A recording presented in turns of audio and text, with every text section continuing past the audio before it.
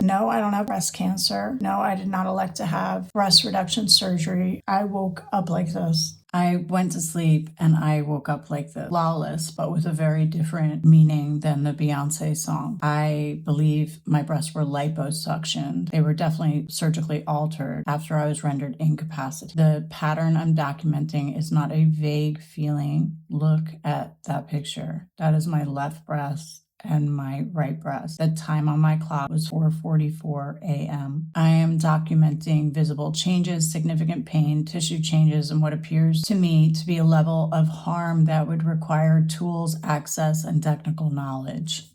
The sophistication required for this kind of harm is not lost on me. That means there's someone, I believe that it's someone who has a medical degree. I'm not going to armchair detective the full mechanism in this video, but I am also not going to pretend this looks minor, accidental, or ordinary.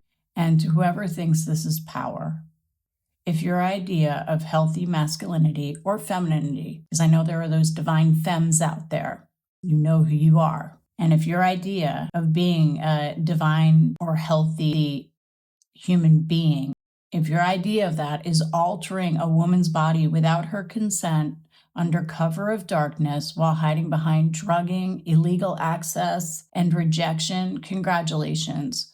You are the problem. You are not an advocate.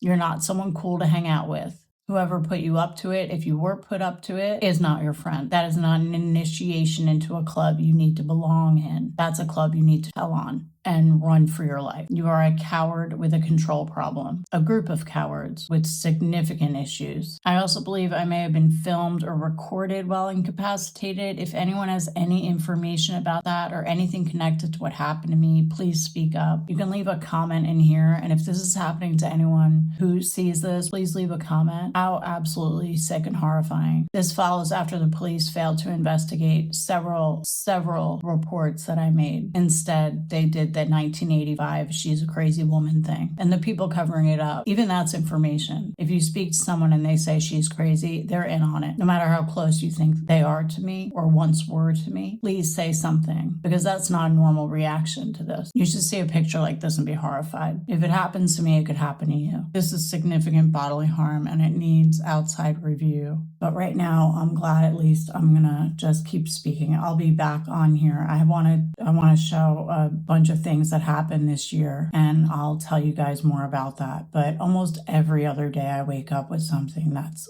this is really bad. But yeah. I don't want it to be you. I don't want it to be anyone I know. I don't want it to be my children. I don't want it to be your children. I don't want it to be your friends or your mom or your dad or anyone this group decides to target next. And maybe it's not a group. Maybe it's just the one person. I suspect it from the beginning in his little group.